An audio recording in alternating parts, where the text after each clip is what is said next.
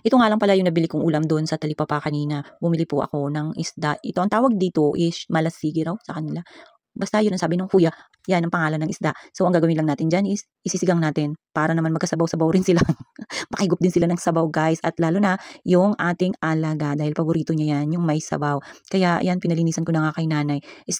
Pinalinisan ko na yan siya guys doon kanina sa talipapa. At pina-slice ko na rin para itong si nanay hindi na mahirapan. At para pagdating dito sa bahay, tamang huhugasan niya na lang at kunting yan, linis-linis, pwede nang iluto. Masyado nga palang marami yan yung isda na nabili ko para sa isang lutuan. Kaya sabi ko kay nanay, magbawas siya para sa susunod na araw na lulutuin para sa kanyang alaga dahil paboritong-paborito niya yan yung mga sinigang. Basta yung may sabaw yan ang paborito ng aking anak guys. Kaya ito, kumuha na rin pala kami ng mga gulay dito sa aming labasan dito sa loob ng bakuran. Alam niyo ba kung ano yung kinukuha namin dyan guys? Kangkong. Medyo matataas na nga. Nalilito pa nga siguro kayo kung alin dyan yung kangkong or yung damo. Pero sa totoo lang mas marami ang damo. Nahihirapan na nga akong tumingin guys. Hindi ko na alam kung paano ko sisimulan yan. Dahil mga nakaraang buwan lang, ako rin yung nagdamo yan. Inunti-unti ko lang nga ang pagdadamo. Pero sa tutuusin lang, madali lang naman siyang bunutin. Malambot lang. Kaya lang masakit sa balakang guys. Ang dapat sana igagrass cut. Kaya lang wala nga po dito si Big Boss para mag-grass cut niyan. Kaya pagka kami lang, ang way ng pagdadamo namin, talagang unti-unti na kahit na masakit sa balakang, sa likod, talagang konting tiis-tiis lang. At natatapos din namin ni nanay na kahit na papaano, talagang satisfied rin naman kami sa aming pagdadamo. At yan nga guys, pagkatapos nga namin kumuha ng kangkong, sabi ko nga kay nanay, ikuha na rin siya ng malunggay para hindi masayang yung gulay.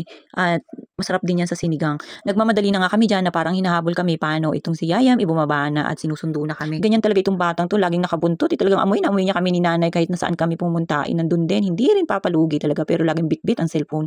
Ewan na lang kung hanggang kailan ang buhay ng cellphone namin ni nanay, paano laging nababagsak. At ito na nga guys, sinimulan na pala ni nanay yung pagluluto. Habang ako naman ibising-bisi sa pag-alaga sa aming bulinggit doon sa labasan kanina. At nakita ko nga parang iba na ang paligid, parang babagsak ang ulan pero napakainit. At sinanay naman, habang busy doon, ipinunpun ko na ito, kinuha ko na yung mga sinampay dito sa labasan. Baka naman kasi biglang umulan at masayang lang yung ilang araw ng pagsasampay natin, di ba? So, ayan, inunti-unti ko na lang ang pagpupunpun. Dahil iniisip ko rin na baka masundan na naman tayo ng ating bulinggit dyan. Sana nga lang talaga, iwag nang umulan, tamang ganito lang at makulimlim dahil hindi pa tapos ang mga ginagawa nila kuya sa gate. Naku, baka masira lang yung kanilang semento na nailagay. At ito nga, hindi tayo nagkamali guys ng ating iniisip na sundan na naman tayo ng bulinggit na ito.